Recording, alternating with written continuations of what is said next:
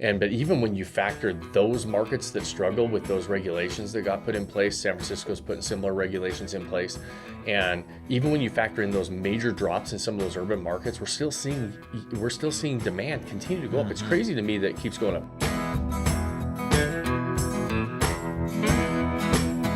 What's up, guys? Welcome to another episode of the Vacation Rental Revolution podcast. I'm your host, Shawn Moore. We're back with a Whiskey Wednesday episode. I took a little bit of a trip yesterday, Dave. I and so we're actually filming Whiskey Wednesday on Thursday, just so you guys know.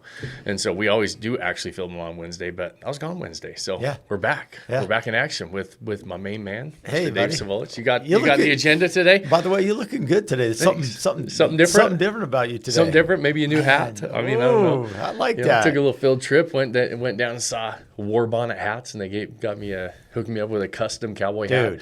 Got to spend some time down with the Fields family and Shad and Jaslyn and their boys. I mean, I got the whole cowboy experience. They were practice rodeoing, and these are like real cowboys, right? So they're practice rodeoing and getting on the bareback horses, and oh man, it was that's awesome. And then we went to the hat shop, and Wyatt and I got us a hat, and it was a fun day. Oh, that's awesome. Yeah, the hat looks good, dude. Thanks, man. Appreciate it. I mean, it looks like it's custom. They put that sucker together for you right there yesterday. Huh? Yeah, it was right. It was just a blank yesterday. War Bonnet hats. So if you need a good hat, that's it. Yeah, you go check out the Instagram.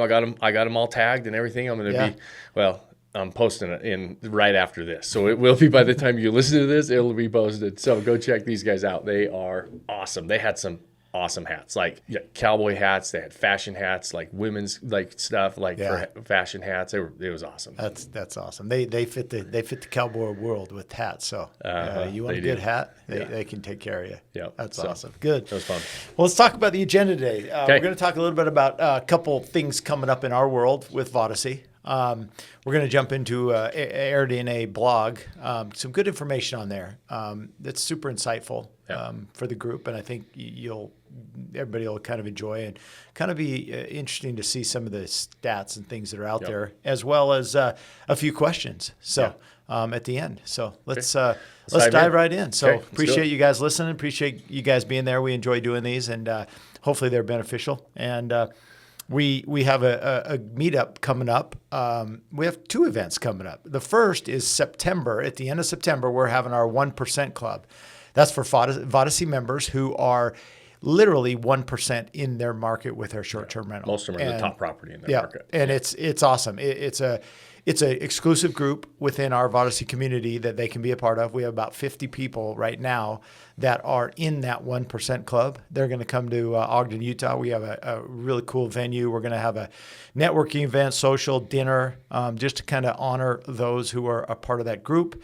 And then the next morning, we're going to have a workshop specific for that group to kind of dial in some of the strategies and some of the pros and cons and some of the things that they're doing that are successful, and kind of learn from each other. So we're super excited about that. That'll be fun. Yeah, super excited. It's a great group. I mean, it just continues to grow. Every day we get somebody else that qualifies for the 1% Club. And the most important thing that everybody's really excited about is, one, it's really fun to be, kind of recognized for your success and doing things right and dialing it in. And we've got these processes that we follow that allow us to operate at the top of these markets. But there's a lot of things can be learned. Like I always say, success leaves clues. Right. And so this workshop is we're getting together and saying, here's what's working, here's what's not, here's where we're seeing really good success. And then we're going to take it and go share it with everybody. Yeah. So we'll be talking a lot to even on the podcast for those of you listening, and talking about the things that are working right now and the things that are, that are going away or not working as much as they used to. Like there's things that change a little bit. The fundamentals stay the same. Fundamentals never change. Yeah. At least I haven't seen them change, right? That's why they're fundamentals. Yeah. And so, but really being able to say, okay, based on these fundamentals that we know work, based on these processes that we know work, what are some things and tools and techniques that we can do right now that's working? And we want to share that with everybody, right? We want people walking in this game with their eyes wide open and being able to say, hey, let's double down on what's working right now. And what a great group of people to get the advice from than people that are doing it at the top of their markets across the country, right? And so, it's really, I mean, it's a really great group, and I think it's going to be a really good way to pay it forward a little bit and be able to share the success and share the techniques and share the things that are working well. And so we're really excited about that. Yeah, that's awesome. And then the next event is in October. And we do these every single month. The next event that we're going to do a Vodacy meetup and workshop is in Charlotte, North Carolina. So coming in first part of October. And we have a ton of members that have already RSVP'd and are already planning. Yep. So if you are a Vodacy member and you're in that part of the country, we'd love to have you come. Love to have you come spend the evening and network and social event with us. We're going to have some dinner at a really cool venue there in Charlotte, and then the next morning have a workshop. So again, and if you're not a Vodacy member, we always pay attention to our socials, because if we've got open spots, we always open it up, and it's kind of last minute because this is kind of an all expenses paid for our members, and we pay for these meetups and the drinks, the socials, the workshops, all that stuff. They don't have to pay to be a part of that, so they come in, and we do cap them at 50 people, and so we go all across the country every single month. You and I travel somewhere else in the country. We just got back from Newport, and then we're going to be doing our 1% club here in September, and then we're going out to in Charlotte. So, but I mean, this year we've been to Nashville, Denver, Newport.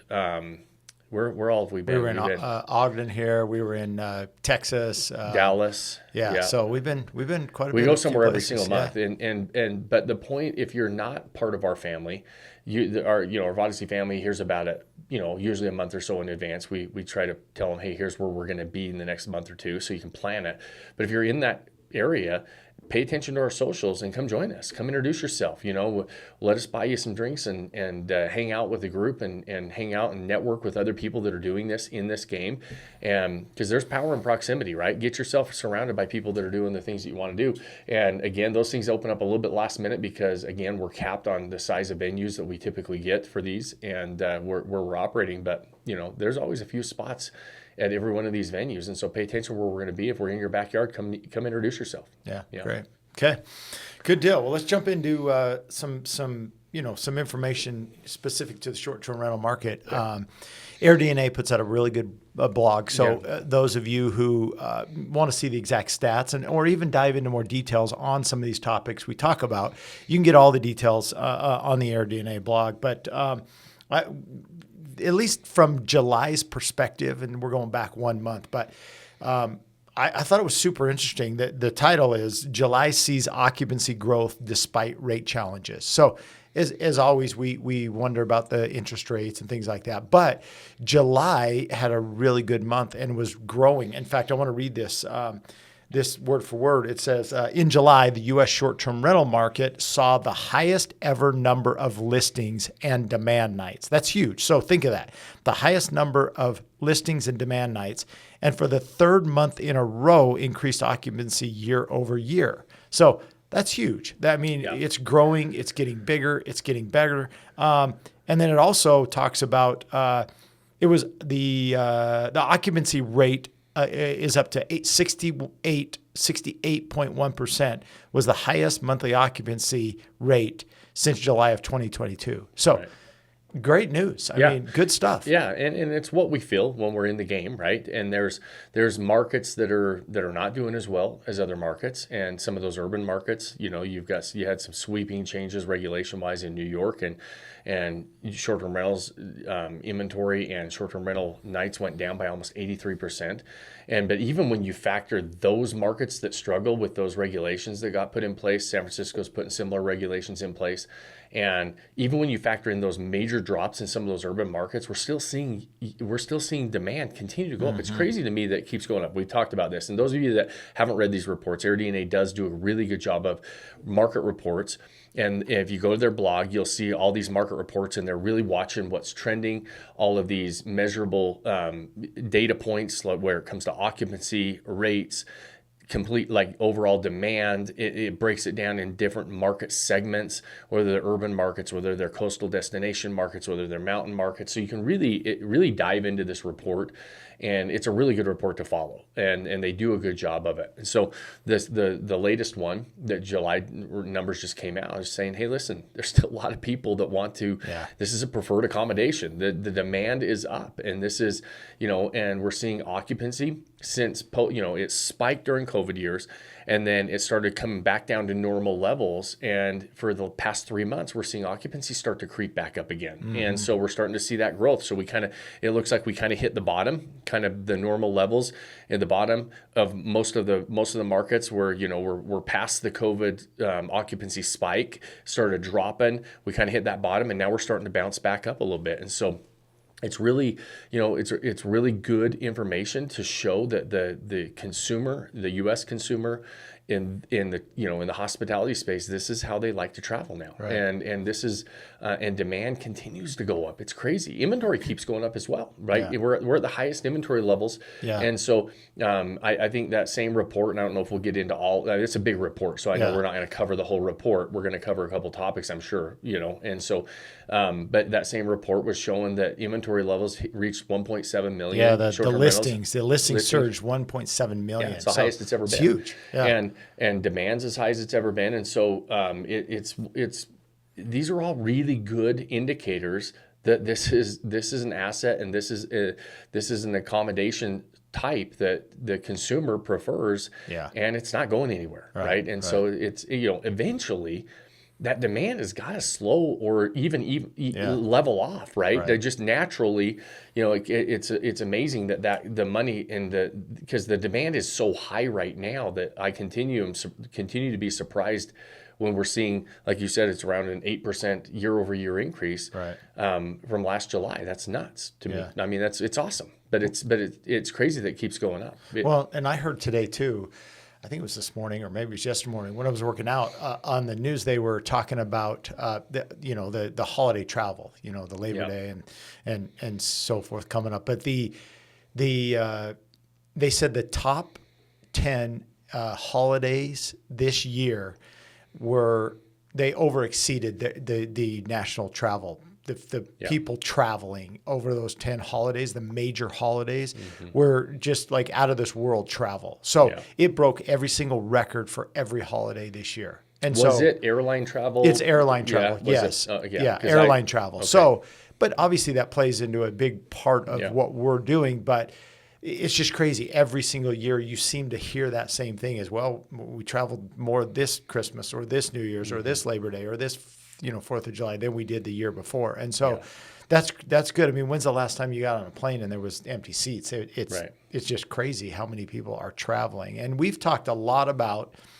depending on what the market is, depending on what your situation is, and even with inflation high and people challenged with prices at the grocery stores and things like that, the one thing they don't ever go away from is vacation. They are going to vacation, and they're going to go take their family places. Well, and experience, like money being spent on experiences has skyrocketed the last few years, right? And so the American consumer is placing more value on experiences versus stuff, right? And so like retail and a lot of the people who sell stuff, that's going down a little bit, but you're finding that the travel, which is part of that experience business, right? We're in the experience business when we're in hospitality.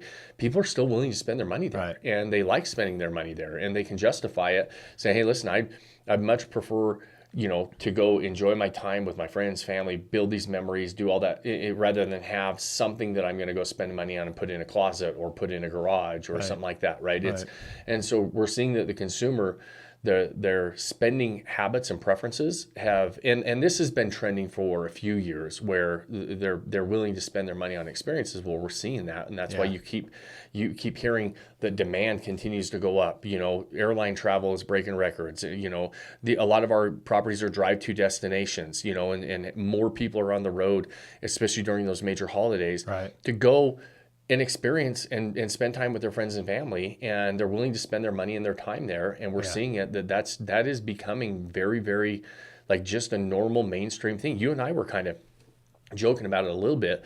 You've got a daughter that's about to get married, and she's next week, and so by the time people listen to this, she's gonna be married off, and you guys have been busy with the wedding and doing all this stuff. But we were also saying, she's been to Europe twice in the last year, and because that's what they're like. We were kind of joking, saying, dude, I didn't even think about. You're right. I thought about. I never even been over there. I never even went on a plane before I was in playing college basketball. And I was kind of forced to get on a plane at that point. Like my vacation was. We would go spend Christmases and birthdays. We'd have a stack of presents, and we would open them up, and that's what we would do. Now, like a lot of people's Christmases and birthdays, my family included, we don't do presents. We plan a vacation. We plan a trip and we do something. Right. And so kind of my point is from top to bottom, from adults, families doing it to, your daughter who is, she's been to Europe twice, because that's what they're valuing. And that's part of life now. Say, hey, listen, I'm going to spend my money doing this stuff. Experiences. Yeah. I think, and I always say that, I've said it several times to my kids and my wife is, for me, one of the most important things about money is money buys experiences. Yeah. You know what I mean? And so that's where people want to spend their money. And then that lends to why we are so passionate about creating an experience with our short-term rentals. It's because the better the experience, the more they're going to give you a 5-star review. They're going to return stays, and they're just going to have an amazing time, which then promotes them to doing it again, and grows this industry. So, that's awesome. So, so for you want to dive into some of these more statistics and kind of read the full article. You can jump into the AirDNA blog. It's pretty awesome. Yeah, so they do great market reports. If you guys aren't following that, it's absolutely a good read to stay on top of on a regular basis, and they give you kind of the good, the bad, the ugly of what they're seeing trending wise, and so that's where we're pulling this stuff from. Good. All right, let's jump into a couple questions. First is, what are your thoughts on damage protection fees and security deposits versus just letting your insurance coverage handle all of this? And here's where this came from. This was from a Vodacy member who posted this in our school platform, and the question came because the owner was concerned about high insurance costs. So do they stay with their insurance company, or do they do something separate like a damage protection fees and waiver and charge the customer or the guest coming in? Or do you do a little bit of both? Well, so one, you have to say, what insurance are you talking about? Like I'd want to know, are you talking about claiming this on your homeowner's insurance? And my answer to that would be, do that at the very last option, right? Don't nickel and dime or little things. Do not use your homeowner's insurance for little minor damage. More like catastrophic. Anything major happens, like that's what homeowners insurance is there for. It's a risky game to start making a bunch of claims on your homeowner's insurance.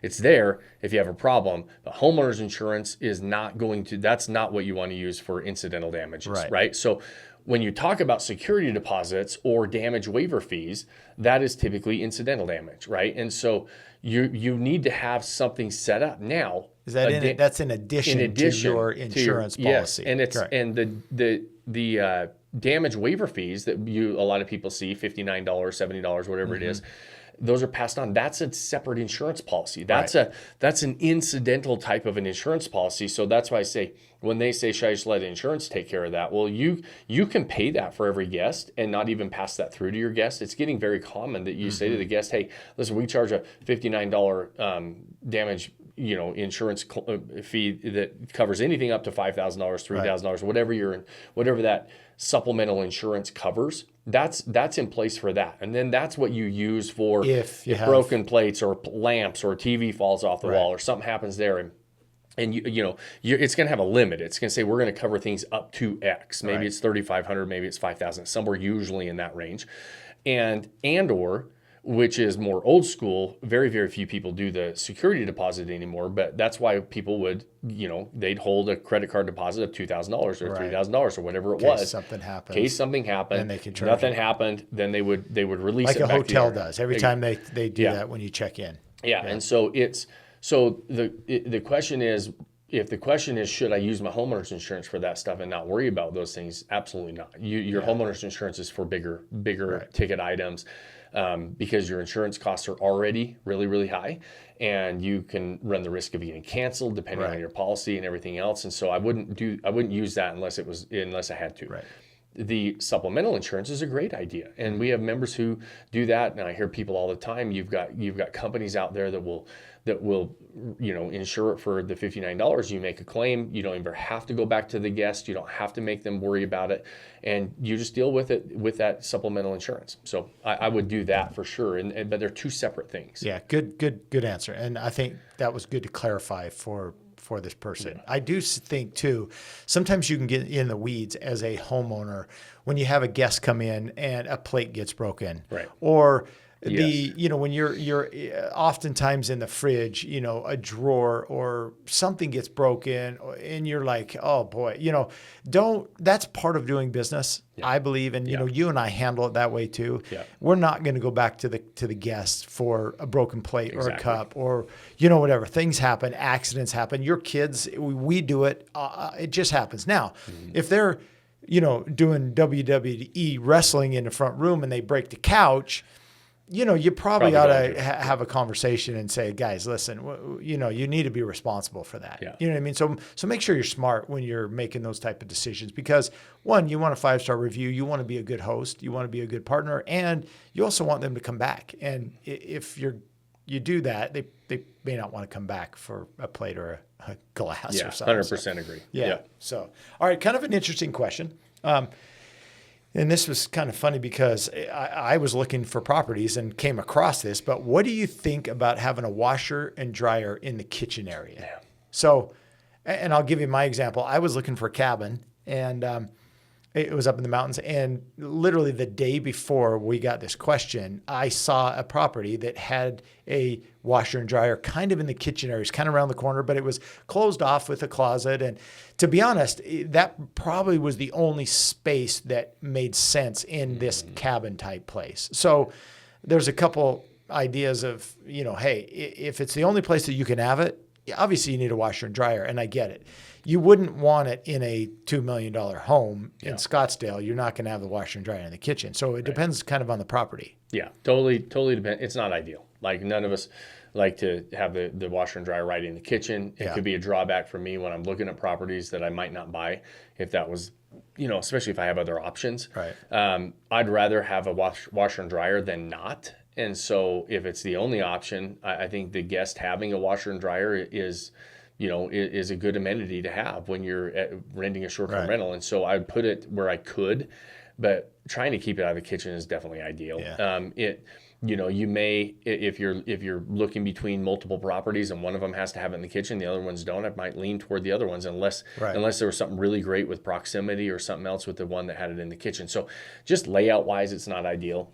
It's kind of a weird spot for one, but we've seen it. I mean, over the years, I've seen it more than once. And if you conceal it or put it behind a closet or have a nice area that looks decent, I think is good. The other thing too is, for a lot of people, as long as the rest of the experience is amazing. If you're going in for a short trip, you're probably not doing laundry either. If you're going in for a day or two, or maybe even a weekend, you might not do any laundry anyway. So, but yeah, I think it's a good question. It probably poses more of a question if you're buying a property and the short-term rental is an investment, to consider, is there another option, and is that the only option for that type of property? Exactly. So, exactly. So you're just weighing the pros and cons of everything else about the property. I mean, if it has other cons, not the greatest location, maybe, something else weird with the layout. Typically when you have washer and dryers in the kitchen, sometimes there's other weird things with the layout. And so I might lean and steer toward another property if I had an option. But what if it's right on the beach, right on the ski hill, and it's just a smaller little place, and that's the only spot for it, and it still works, and it's got great proximity, and we can still make a great experience, no matter look past it. It's funny because we all had a first property or first place that had a washer and dryer. I remember our first place in Seattle had the washer and dryer literally in the kitchen. One side was the counter at top with the oven and the sink, and the other side was the washer and dryer. You know what I mean? I thought it was the coolest place in the world because it was my first place. I'm like, this is awesome. This is awesome. I got everything. We do everything, honey. You cook, I'll do some laundry. We'll hang out. So exactly. Anyways, well, that's it for today, buddy. Okay. Good episode. Appreciate your insights as always. It's good advice for everybody out there, and hopefully these help people decide that, hey, short-term rentals is something that they should consider, and we're excited to hopefully be a part of that someday. Awesome. Absolutely. So we will wrap it up, you guys. We always appreciate your time. We know how valuable it is, and we always appreciate you spending it with us.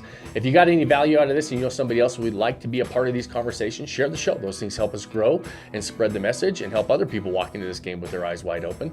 If you have more than 30 seconds, we would really appreciate to like or review our on whatever platform you're watching or listening on. Those things help the show and help us get those better ratings. And so at the end of every episode, I always ask you that favor. And then the most important thing I ask you at the very end is to pick that one thing you can do today, start building that life you don't want to take a vacation from. Cheers, my friends. Cheers, brother. Cheers, buddy.